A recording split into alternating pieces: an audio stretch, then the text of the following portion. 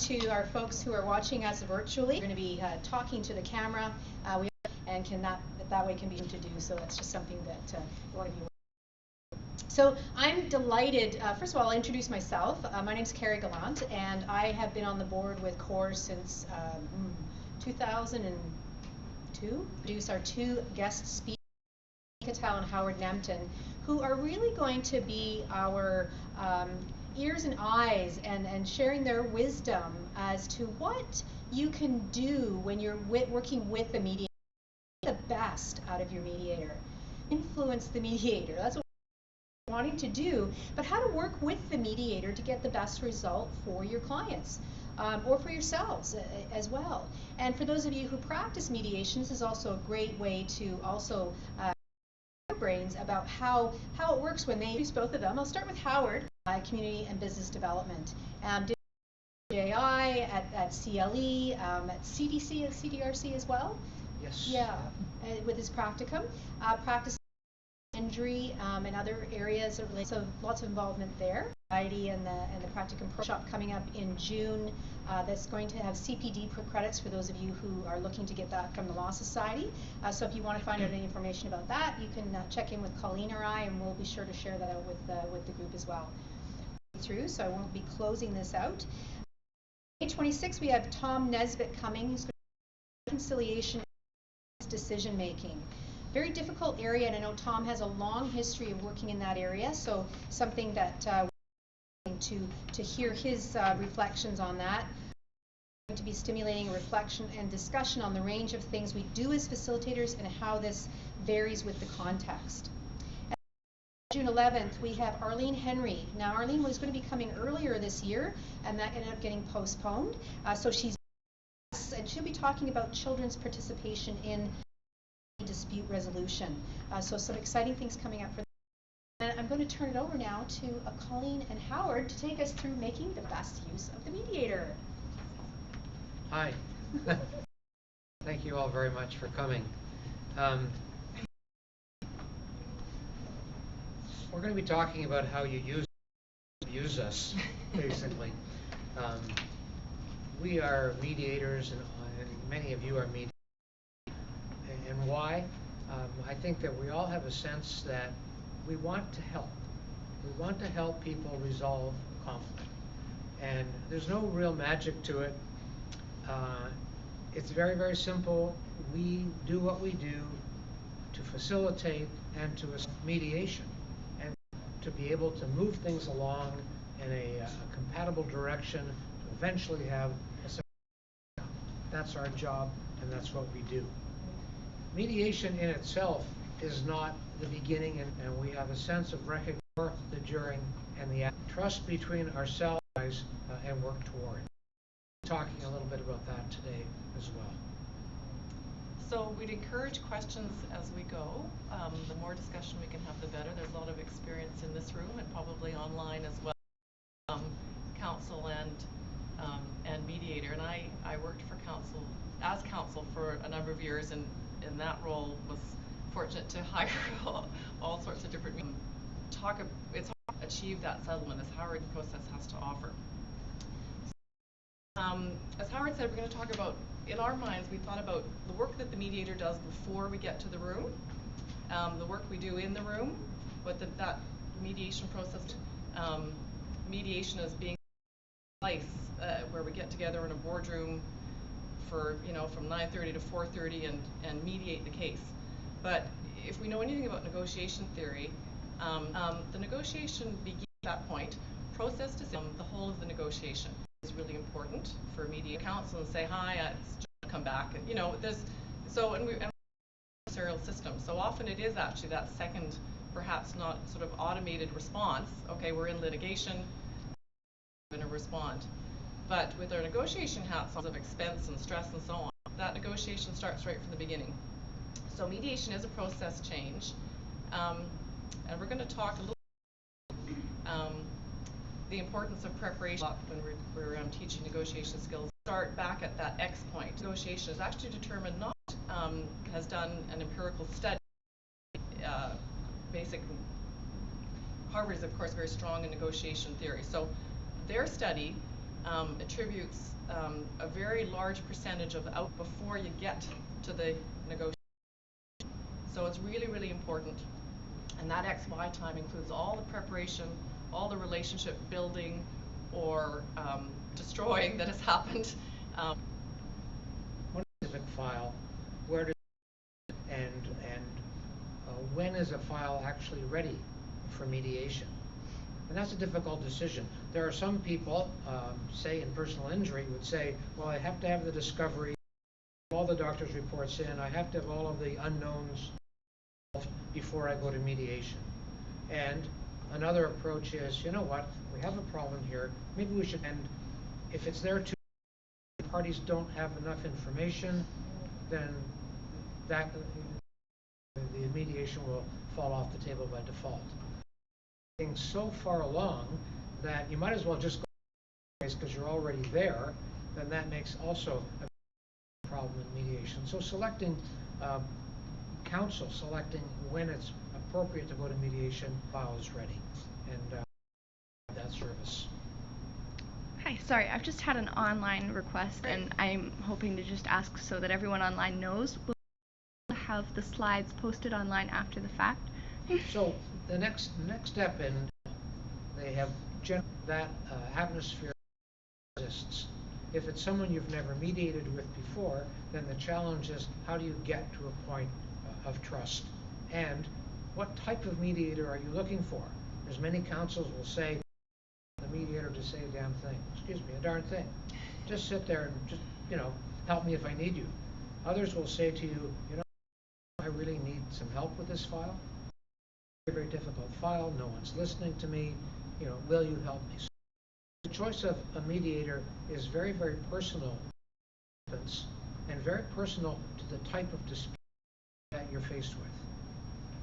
So there are different approaches, and it's just both sides are so high. Yeah. That's the amount at issue. So it really is more of a lose-lose proposition or stop the bleeding kind of a proposition. It's harder for us to get and often that point, because I think kind of most of us, is it a case that involves relationships or one where the parties will never see? All those sorts of things influence these choices. But why don't we sort of things for me is how do I, it's never what you think, and how can I work with the room in a collaborative way to understand what their specific interests are. Are they mad about the way they were treated years ago? Behind the, it's all going to be a little facetious, but that is the approach. It's gentle, much gentler, searching for the interest. The other part of the spectrum is more of an evaluative, where the mediator is an expert in a particular area. Let's say it's in personal injury or landlord-tenant or wills and estates, where the mediator takes a more directive approach.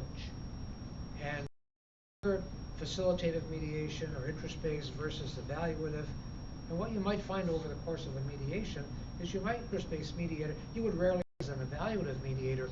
I don't know if you totally agree with me, but yeah, no, and obviously anyone who there are mediators out there, and there's several of them in the U.S. that we often have the we're lucky enough to go to some of the mediation conferences, and you get a style of mediator, and a lot of them are retired judges and very used to obviously an evaluative role, and they're hired.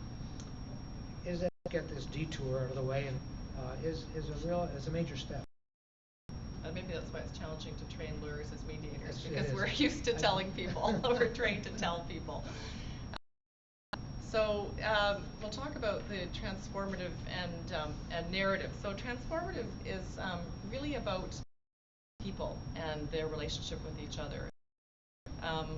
I strive for transformative mediations, because changing the way people view the dispute that they have and the way estate litigation, those relationships are ongoing. They may be 5 siblings in their 6 decades times more relationships with grandchildren and their parents, and it just it is about trying to change the lens through which viewed the conflict so far, and if they can repair those, or even if they don't, but they get to a place where they've reached a settlement, and sometimes transforming their view of the other party is required for them to get to a settlement, you know, it's pretty rewarding. It's very rewarding. It is about empowerment resolution, that they can get to a place of conflict differently. But it's something that, you know, as mediators Afterwards, when the people, a goal in the. I mean, so 55% of what we body language, right? So you do see it. You physically see it, and those are the mediations afterwards. Yeah. And the lawyers are totally not supposed to have a system. But it means more enduring settlements, right? Complicated and require a lot of work after in terms of implementation. I mean, there's just lots of good reasons. But mostly it's when you see the palpable relief that people have, it's pretty. And I also think it's especially important if there's going to be some kind of an ongoing relationship. Yeah. Whether it's family or a lawyer, counsel, with an adjuster, you know. Yeah. And those relationships are great benefits of mediation. So the last one is, and there may be more that we haven't identified, but New Zealand term coined in New Zealand, but it's based on the theory that people organize their experiences. So they have a story for themselves, and it could be, you know, obviously it would be like, I'm a victim of a car accident, and that sort of defines my life. And we see in personal injury cases plaintiffs who very much and sometimes because it's gone on for numerous years, litigation around their claim, you know, they define what would mean letting go of the identity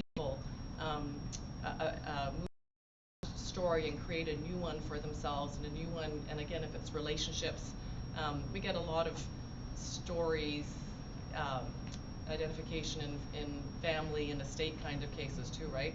People have a role, and that's they carry that around for decades and decades, and that story of that family becomes differently, and they see the other people in the dispute differently. And that very often we will see in personal injury, someone has kept a pain diary. Every morning they wake up and they write down how much pain they have that day. And not good for getting one or the other. I mean, a voluntary, non-coerced decision in which each party makes free and informed choices, particularly with respect to outcomes. The reason that that's important, and that's standards of conduct in Mediate BC, standard of approaching it, in my view, with a view to be a party. One, it's not it's not about coercion. It is about rooms. So this, it's an important concept, I guess, in terms of empowerment and you know, really protecting the public. So we do use an interest-based model for the most part in this. How would you use these experts? Yeah. We'll start with pre-mediation. Yeah. You know, you're told to listen. You're told to watch.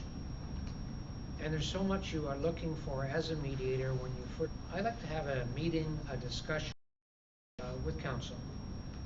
Individual may have could be emotional hotspots of a personal nature that for the mediator to know in order to handle the mediation in such a way that you don't step on toes and you're the sensitivities. That's really important.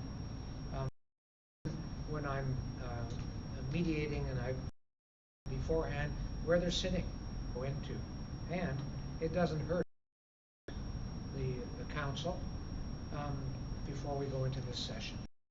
And generally speaking, counsel will be pretty open. I'll also tell you, as I said before, you know what, we're just going to go in there and we really.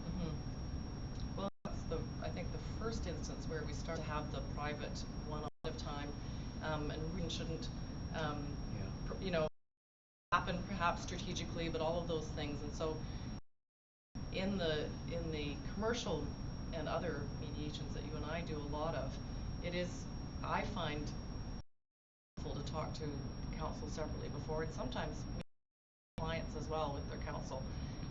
But especially even in commercial case, the briefs never tell the whole story. First, we often get the pleadings, and the pleadings really don't tell the story. Then the mediation briefs tell more of the story, but until you talk to counsel, you don't really get a sense of what. A client is 90, and we set up, and this is where we need people. Well, that was all very helpful, because if I would have also wouldn't have any sensitivity. So that kind of thing, counsel and I spent 15 or 20 minutes on the phone together. How can we orchestrate the technology, the relationships, and let me know beforehand who is. So all of that's really, really important. So I was able to, as a result of knowing that. Yeah, Lee. You mentioned earlier that what is that when lawyers get mediation training, it'd be harder to get them one to mediation, and when they're there, it can be more positional because they want to mediate. And For the Yeah. in the lawsuit, right. to the So good. We see a lot of counsel in our mediations, and a lot of skilled insurance adjusters too who've been mediating now for a number of years. It's not that frequent in my experience now. I had Not a willing to. I had mediation once, and we're all sitting around the room, and I turned, as I always do, to plaintiff counsel and say, all right, would you start? And he said, they know why we're here. And what I tried to do was to hold up and said, sir, just help on a personal basis, and said, can you just tell me a little? And he's not going to say no, shut up.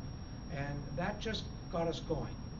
And then as we got a little bit of a dialogue going, then I turned to the other party and found out from. They were happy to talk. So it was just an emotional plea from me trying to establish trust. And then often you hold out, not the touchdown, but and then it was curative for everybody. And it also brought together the lawyer and his, because his client really wanted to settle. The lawyer was just doing a bit of a grandstanding. Yeah. Well, I would think would sit there for the mandatory. Was it only 20 minutes? Not engage. And I have distributorship, so the Madam Mediator, that we're only here because our contract requires us to mediate before we can arbitrate. So just want to let you know before we start. So, which I was helpful. So at the end of the creative way, millions of dollars to the distributor here, and it was one of those magical textbook creative outcomes. So, once they're there, it's pretty hard to resist. Strategy thing, puffery, give them more of a goal, focus them on an outcome as opposed to theatrics. Yeah. I'm going to talk I about think this one was sincere, but we'll talk about tactics too, because there are lots of tactics. Three people are looking for, whether it's sharing agreements or whatever. But I asked them to focus and summarize. And just if we. So, did we talk? Why didn't we do this before? Schedule to figure out, well, are there things that need to be shared or and cited? Should they produce expert reports only? Where are all those things at? Another war story. We ended up trying to settle a dispute. Young lady had never made a decision for herself. She was in her late 20s. Her uncle made all in Spain. So we got to a point almost at the end. There's dollars on the table. It was very good. And she said anything because my uncle. So another problem. Are the people that have the authority or the influence approach? And you chose the counsel, and we settled it. And we can do lots by technology. And I have had a number in the last couple of years where I had one with maybe 14 people around the table. Or two of the seats was an iPad, and the person put an iPad in a different part of Canada and sort of literally sitting at the table so people could. She could see everybody, and I've had people in Colombia. The recent one that was somebody was in Colombia, kept dropping off, but we could call them back. So technology is an amazing thing too. So sorting all that issues, it can also be a tactic. It's not one. I don't know, Howard, if you. Often happens for me. Introduction is, I'll say directly. There was this mediation where you'll have to make a decision, and it's really important that you have the authority to do so. You'll be able to do that. You'll look at blank faces, or people will nod or whatever. So there, but you don't force. Yeah. Yes. I have a question. My question is to do there, that with the side that the lawyer was representing. They were trying to portray the contractor as a separate entity and not as an employee of the work. It's a fairly they wouldn't tell their agreement made him an employee. Basically, the protection of the labor law that says if I'm an employee, you can fire me, but up to the day you fire me, you pay me, right? So many hours work relationship in that. That's a very good question. I think preparing for this, and that is one of about what when as the mediator you knew he just was right. Not, well, that's a different What I've done in that case a number of times is I've taken the break and I've talked to the lawyer, and if you can't get anywhere, you take a step back. I would never try to out-expert a lawyer who feels he's an expert. I take a step back. I would say, in my experience, in a landlord-tenant situation, this has happened before, and that, in my experience, the landlord is responsible. Right. And if the lawyer says, well, I don't care what you think, to the lawyer in the presence of their client, privately. separately. Yeah. Usually Absolutely, privately. Yeah. There's been a situation where I simply could not understand the mentality of counsel with respect to a specific advice they're giving their client. It was just beyond me. So I met with him. Basically that. I said, I don't understand what you're doing. And if this is a tactic, that's fine. But and he told me what he was doing, and that was fine. Or he told me. And coming in online, so if briefs, most are so formula drafting and influencing the lawyer's thoughts of what needs to be included. Great question. I think offer to settle it. Usually they're just the adversary part. You get some very good. I always take the. Let's all be human here. Explain to me in human terms what this is all about, so that I can understand it. And I'm just a simple mediator. And even I had a mediation once. It has to do with expertise and what have you. This is a valve that broke in a hot tub and flooded the. I've got the top valve maker in North America, and this particular counsel over here is an expert in his area. I don't know a valve from a banana. And I said, please tell me, in your own words, what this is. So if you're looking at a mediation brief, common sense, talking to somebody that's not an expert, just tell me about it. Okay. Thanks. And I will say, so that in your own words, so the brief can be lengthy, but at the mediation session, counsel are really just telling the story, and so much more effective than reading a brief.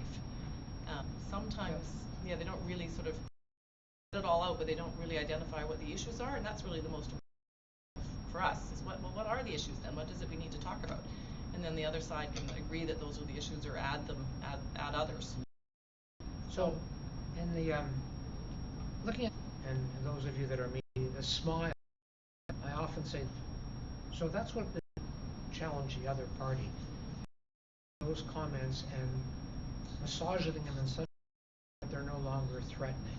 So that is sort of step one, and it's building trust, it's building confidence, and all of those things. And they come back throughout the mediation where people actually tone down how they talk to others. Control of mediation.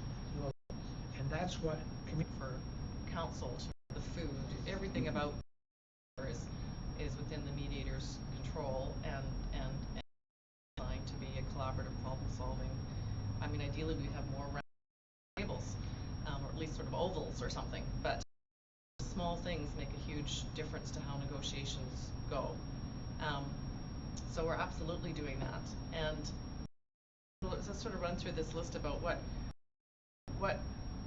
how you really leverage the value of the mediator is mediators are really skilled and practiced and learn to do it along the way. That in the chair, that sort of says the mediator can be the process observer. The content is there, but they own the content and they're able to really pay attention, really help people communicate. So strategic barriers, because if they could have negotiated a settlement, hopefully they would, or they got to mediation. So the difference is the mediation process allows the mediator to parties to communicate how hands-on mediators can be in helping people resolve their disputes. Another area is, we're in the mediation, whether it's tiers, that we have this, I'm sure many of you do as well, is how to get mediation on track. And the way to do that is to really focus on the issue.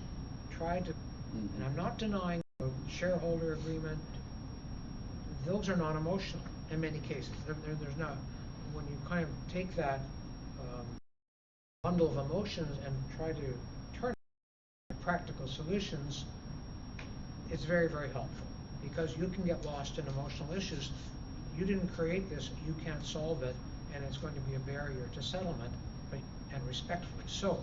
Something that's one. So attribution error is very closely related to that, because parties in conflict for any length of time will see the other party through a lens that they've developed, which is their, it's just we just attribute bad intent to that person. We're all in this boat. Maybe the behaviors are dictated by the fact that we're in a lawsuit, not because that person, people, social content deliberately, because we're not actually trying to necessarily an aspect of emotion to it. If I haven't been paid and I'm a contractor, it's going to be emotional. Yeah. You've mentioned a number of occasions the idea that if you were prepared beforehand, it would help. Mm-hmm. What kind of protocol or checklist would you develop that you could share between the mediators and the lawyers beforehand, so that the groundwork would be set? Having a confidential dispute or a conversation, how much of that would leave the room? You're a human being, right? So you're representing this person, and we're discussing possibilities. We're not discussing settlements. How far would you go with that knowledge? How much do I have to protect as a mediator my client from talking to the counsel for the other side? All these kinds of questions. Would it be useful to have such a checklist of things that you would answer between each other before starting? I think that you met the briefs and before the session, the counsel itself can derail the negotiation. So that's the purpose of those. It's not really a checklist, but it's a little bit of my own checklist. Because I've been to too many where I arrive and I discover that daughter won't be in the same room, be relayed by your lawyer. I mean, that's, and then they're not really checklist things. Yeah, I think it is. Yeah. It doesn't have to be specific, but I think as a practice of mediation, much more mainstream. Mm-hmm. There are many people who've been involved in it, and it's kind of to start developing the. I think it's helpful to know when. He's asking for another lawyer's tactic. To what extent do I say to what you say because you what I call inside information, and how to one party I said I have relations with the other counsel. They're going to start off the mediation by saying that they're not going to go through their whole mediation brief. They just want to touch on a few points, and then they talk for 20 minutes. Okay? So we sat down. Counsel said, I'm not going to go through my whole mediation brief, and we did it. We carried on, and we settled it. But it just those little things. How far do you go with inside information?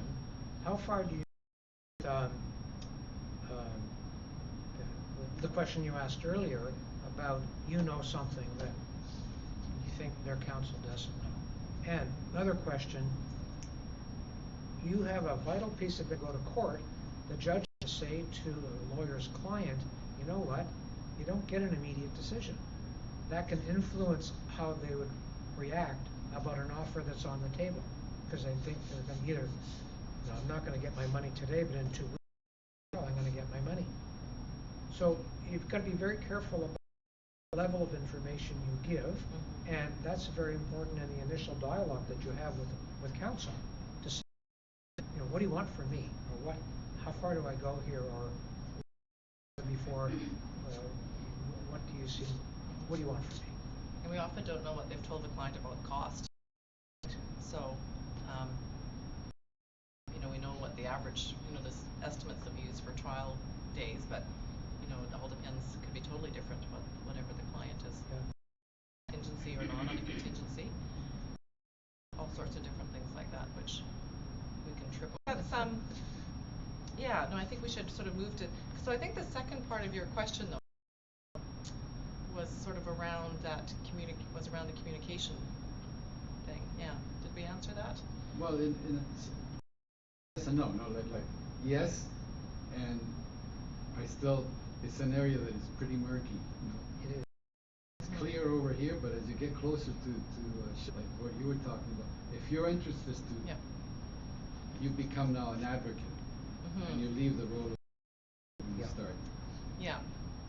Well, and reference to the trial outcome, and they haven't told you to figure out, says what you think it says or shows, then why wouldn't you play, you know, show that hand? You're here to try to resolve it. We're not here focused on what you're going to do at trial. So, you know, I will have those sorts of conversations too. Oh yes, yeah. Yeah, it's very difficult when one party or the other says, I'm saving this for trial, do it. You say, look, either you're in this mediation to try to resolve it, you don't do it. So everyone's trying to say, this is my final measure to bid, so that it's not confrontational. You know, you don't say, he thinks you're an idiot. You say, he doesn't think you have a full grasp of all the facts of the case. Or even that's hey, good. take a break. Don't put those. We're always trying to influence the mediator. Try, you know. There. First of all, is that their fault? Because once we know what, not until you sort of get closer, you know, get closer to the end.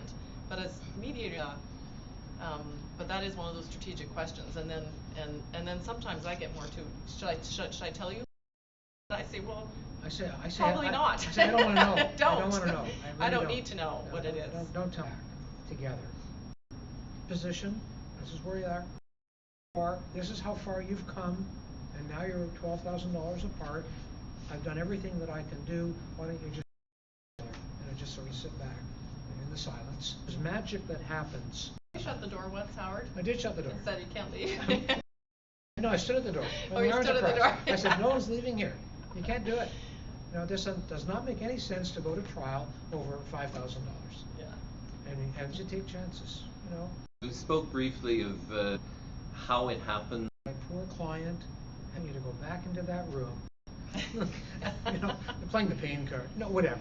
You know, not disrespectfully. The money because they have their mother, they have to pay back their brother. They're not going to be able to get a job. You know, it's often sympathy. It's often they were treated so badly in the beginning, and if they were treated one counsel, if there really is a genuine issue here that they don't feel explored, I'll put them together. You do that. So, but there always feel, not always. We also are trying to, you know, often explaining theory of reciprocity to, you know, if you don't move, they won't move, especially when they, you know, his claim is so, instead of saying you're outside of the settlement range, they make an offer of $5,000 against the claim. So they're trying to say by offering $5,000 that you're out of the settlement range at you know, at the million. To the other side. Yeah. Well, we don't like their. We're going to stick here. So we're very upset. And I said, okay, thank you very much. I'll go to the other room. I'll say, you know what? They're really upset about your offer. They do want to settle, but they're upset. So you a translation, and you do some softening. Mm-hmm. But it's related to that shuttle diplomacy versus joint session, which is a real something that I fix on a lot, because I think that a lot of counsel by default will shuttle diplomacy. So they'll tell us, here's the offer. So that's really influencing the mediator. You mediator, go my case. Well, so that's sort of that, well, whose negotiation is it? So that's an abdication of client role. Their role is to advocate their clients. This is the best way to to move the negotiation forward, and is it for me as the mediator to do this, or is it for you to come and explain and your own position, especially if it's a really bad offer. Really way better to have the mediator deliver it, isn't it? So I tend to have the mediator do all the work for you, and there's no doubt in my mind that the breakthroughs come when people are in the room together. Yeah. That's when the breakthroughs come. They don't come with shuttle diplomacy. They come when people will suggest it. Sometimes shareholders want to room together with something like, as a contract, there's just something very cabinetry work, and then at the end is going to make you happy, and I will be there. even the things that look like, tactically. So is that a little bit like the mediator? I have to talk about my favorite two tactic stories. About 2 weeks ago, I walk into the mediation room, and counsel for claimant, and claimant's there. The famous lady's been in. She can say whatever she wants to say. All those trophies on the with two adjusters, eyes this big. It's the fastest. This was not. This was. A woman who would lay down on the floor of the table for almost the whole mediation, laying flat because she had a really bad stand. It's quite possible. Taking morphine injection. But he was using it on the wrong side. You've talked a lot about that you would encourage people. That will carry more weight. If someone has wronged in a business, you say, look, this is what happened. This is what we feel. So I think you'll find most people, counsel, plaintiff alike, will respond. Again, this is common sense, person on the street. I was hurt. So many tactics, but certainly approaches like talk is like you're being discovered in your surname, and that's not going to work. And really good counsel will do that suggestion about putting the parties together. They're comfortable enough with that. And I had one with an insurance. So there was a bunch of shuttling happening, and finally at the end, the insurance adjuster came in and spoke to the client. It was a big property loss.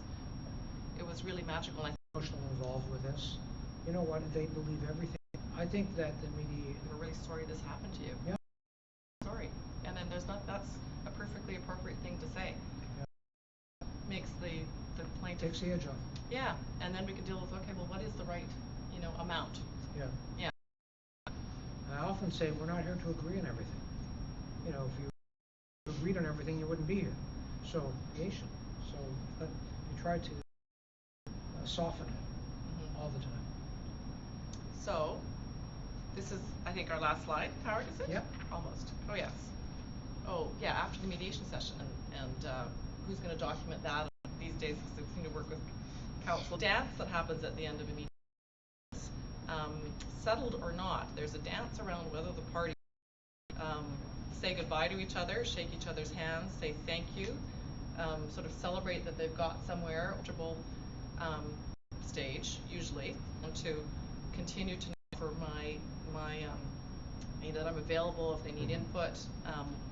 It happens. We get calls after work. Yeah. Well done. Sounds like there might be two around the corner. Mm-hmm.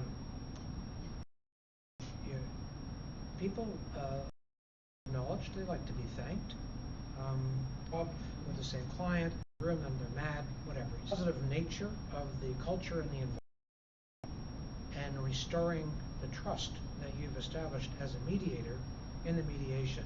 You're just reinforcing so that people will walk away saying, "Well, we didn't get." After the process. That's it. That's So her. daughter, his wife had died, and I just was chance that we saw it, a mediation, and there was a sense by the after, and not about. We did settle that case, but then we had a little mini mediation about their relationship going forward, because as you said, they're going to mediate over and over and over again, and they had that really conversation about, well, my perception is this, and at all, that's not true. This is, and here's some stats and all that sort of stuff. They sort of came armed for it. Yeah. It hadn't told me in advance that this was going to happen, and it was one of the most rewarding sort of meetings that they were able to get their questions. Anything we haven't. Join us for our May session. Thank you.